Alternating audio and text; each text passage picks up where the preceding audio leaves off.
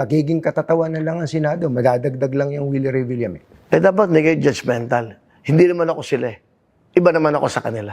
So, wag mag-judge. Yung record nila at record ko, iba naman yon. Sa pagpasok ko dyan, sa kanyo ko i-judge. Nag-judge ka agad kayo, hindi pa nga ako nakaupo. Wala pa akong ginagawa.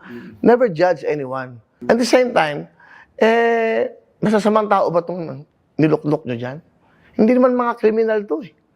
Binoto nyo ho yan, binoto ng sambayanan yan.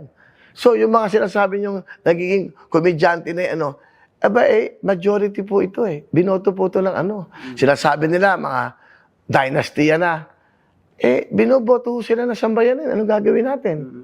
Ang magdidesisyon dito, yung sambayan ng Pilipino, sila ho, ang magdidesisyon, ang magdidikta kung sino ang gusto nila.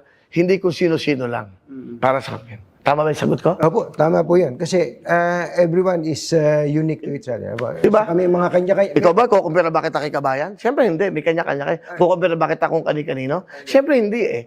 Hindi, may kanya-kanya kayong, di ba, prinsipyo, paninindigan. So, ganun din ho yun. No comparison. Kasi, wala pa nga eh. Pag nandun na, sa kanyo ako judge. Ako, never ako nag-judge na kapwa ko. Hindi ko, mahirap.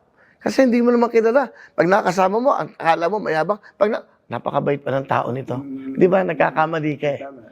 Sa, alam mo, lahat ho ng tumatakbo ngayon, tignan mo, wala kayong pinuri. Lahat binasyo. Sa totoo lang, wala kayong isang pinuri. Nakita ko sa administrasyon, sa PDP laban, kami dalawa ni Ben Tulfo na independent, lahat kami tinitira nyo. Ganun talaga eh. Kasama yan eh. Kaya welcome naman sa amin yan. Kaya okay din yan. Para malaman namin kung ano ang inyong mga hinanaing. Wala na isang pinuri ha. Alam mo, napaisip tuloy ako doon. No? Kung mabuti kang tao, don't judge anyone. Hintayin mo makaupo muna. So, kung nagkakamali, doon yung kasuhan. Doon yung sabihan na walang yung tao pala yan. Hindi pa nga nagsisilbi. Dinajudge yun na eh. Oh, tama? Checkin mo kung meron silang pinuri ng isa. Hindi, nag-isip tuloy ako sa sinabi mo. Oo nga, no? Ikaw, binabas ka din. Sige lahat, binabas. O, di ba, lahat binabas eh. Ganun, kasama na yan eh. Dati kasi, unang wala naman social media, hindi ka mabash. Saka ngayon, dahil sa social media, lahat TV host na. Lahat artista na. Lahat may programa na. Komentarista na. Lahat, o, di ba? Okay naman, that's your freedom yan eh. Di ba, freedom mo yan. Okay lang yan. Ano ang pinaka strength mo sa dito sa nakahihigit ka kaysa sa ibang kandidato? I don't know, I want to compare myself to anyone. Hindi ko pwede sabihin niya mas magaling ako sa ano. Ang strength, I would say, yung ano ko, yung sincerity ko, sa sarili ko. Hindi ako gagawa ng masama. I don't think gagawa ako ng masama kasi sobra-sobra na pinag-urab ng Diyos sa akin, katunying. Pag lang ako magkasakit, okay na ako. Basta gagawa ako ng kabutihan. Hinihingi ko lang kung sino magiging Senate President. Hopefully, DSWD, saka sana yung PhilHealth. Kasi talagang gusto kong makatulong sa mga mahihirap. Yun talaga. Gusto kong parang maging doktor sa PhilHealth. Kasi parang kukuha ko ng mga dalubhasa na makakatulong sa mga kabayan natin. Alam mo ba, Katunying, ito, pinag-aralan ko ito, mas nauunang namamatay yung mahihirap. 45 years old, nagkakasakit. Walang pambayad ng gamot eh. Walang pambayad ng ospital. Di ba? Hindi ba dapat alagaan natin ang bawat buhay ng ating kababayan? I think yun ang magandang slogan. Puso mo para sa bayan, alagaan ang bawat buhay ng Pilipino. Hindi tayo mag-aasenso hanggang nag-aaway-away. Ikaw, sa studio, kayo, kung may kaaway ka, di ba ang hirap? Ang hirap. Ipapasok ka ng studio, hintay mo umalis, umuwi. Bago ka pumasok, nabubuisit ka na, simula pa lang eh.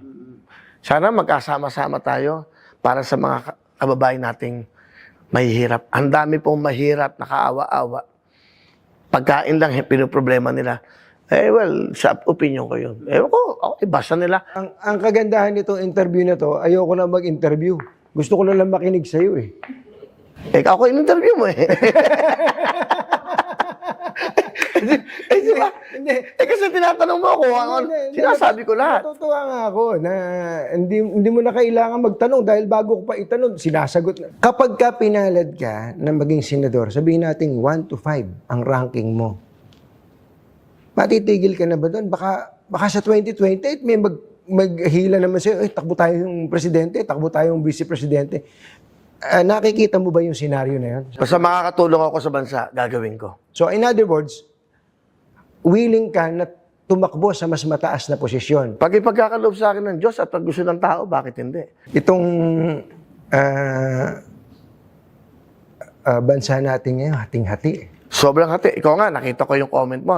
Di ba talagang kawawa? Kaya mo bang ano yun? Alam mo yung perang lukot? Alam mo ba yung perang lukot? Pag binibigay yan, lukot. Ibig sabihin lukot, ayan, tinatago.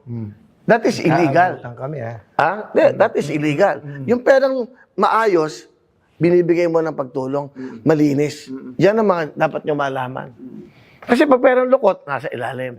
Di ba? Paplansyahin mo na lang yan pagdating mo sa bahay. O, di ba? Ibig sabihin, pinagdaanan ko lahat yan. Alam ko yan, nagkakarakus ako eh. Ikaw ba, ano bang stand mo dun sa impeachment kay Sara? Una, Catherine, sorry wala pa akong right to talk about the impeachment. Una, hindi pa ako nakaupo dyan. Saka, pag umupo ko dyan, pag-aaralan ko mabuti yan. May ebidensya bang totoo? Tama ba yung nangyayari? Hindi ba? Ito ba, hinuhusgahan natin ng tama? May batas eh. So, nakapanig lang ako sa tamang batas. So, that's why, kung merong batas, doon tayo susunod. Kung eto sa nakikita namin, eto tayong totoo, di doon ako papanig sa totoo. Hindi ako papanig kung sino yung pabor. Napagsabihan mo na hating-hati, itong grupo ng Duterte, grupo ng BBM. Sa akin, hindi ko sila kaaway pareho. Bakit? Hindi naman ako involved sa gulo nila eh. Parang sila, kung iimbitahin ako ng administrasyon ng BBM, sumampas sa entablado nila, pupunta ako. Bakit? Mga Pilipino rin naman ang pagsasabihan ko dun eh. Pag inimbita ako ng mga PDP laban, pupunta ako. Bakit? Sa Pilipino rin naman ako makikipag-usap, hindi naman sa politiko eh. At sasabihin ko sa kanila yung pakay ko. So, wala akong kulay dito. Kayo ba ay may mga tinatanggap na, o open ba kayo sa mga campaign contributions? Bakit hindi? Ikaw makakatulong naman. Alam bakit? To be honest, pag meron ako na pundar na pera, itutulong ko rin yun eh. Hindi ko naman kailangan eh. Okay na ako eh. Ano pa ba Pero gusto ko? gagastusin nyo ba sarili nyong pera sa kampanya? Kung kailangan, may mga tumutulong naman. Sa ngayon, may mga kaibigan ako. Yan, si Congressman GP, isa yan sa tumutulong. Na, yung mga, simple lang, no? Hindi naman ako, wala pa nga akong commercial eh. Hindi nga ako gumagawa ng commercial pa. Meron ako ginawa, nakatago lang. So, pinondohan na namin yun. Nakatago lang siya. Sabi ko, is it the right time na palabas to? Simple lang, walang dialogue. Maganda yung concept. Yun lang. Lalabas ko yun pag tamang oras na. Kung may contribution, okay, mag-alala na sa mabuting kamayan. Hindi ko ibubulsa yan. Itutulong ko pa yan. Ano ang stand nyo sa divorce bill? Nako, mahirap yung mag-decision sa ngayon. Kasi, bakit ba natin ipapasok pa yan? Meron ng legal separation, may annulment na. Meron naman eh. Hindi ba, bakit kailangan pang, para sa akin, kung makakahati yan sa ating mga kababayan, sa Katoliko, sa ibang mga relihiyon, bakit pa natin gagawin? Hating-hati na nga ang politika. Pati ba naman sa, Dadagdagan ba natin na hatian na naman sa diborsyo? same-sex marriage. Makikipag-usap muna ako sa mga tao. Kahirap mo kasing pigilan ng nagmamahalan eh. Wala akong karapatan na pigilan yung mga taong nagmamahalan at kung ano gusto nilang gawin sa buhay nila. Sa issue ng political dynasty, ano po ang... Ang sabi ko nga sa inyo, sa akin, sambayanan pa rin ang nagdidesisyon. Kung maganda naman ang ginagawa ng pamilya, kung maganda naman ang pagbibigay ng pagserbisyo sa ano. Kasi kung hindi na sila gusto, hindi na sila mananalo. Diba? Ikaw ba? Ano mo yan? Opinion mo yan? Sa dynasty? Well, unang-una kasi gusto kong ma-define mabuti kung ano yung dynasty. Yung pamilya, anak, asawa. Meron kasing dynasty, meron kasing magpamilya, magkaaway ka, di mo nag-aaway yung... Ang magkaaway ay, ang magkalaban, magkapatid. Pero sa tingin ko, yung tao na magdidesisyon dyan.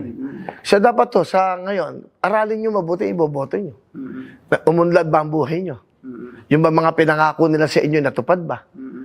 Kung gusto nyo mga magpabago, may bago talaga, para sa akin. Chacha, anong...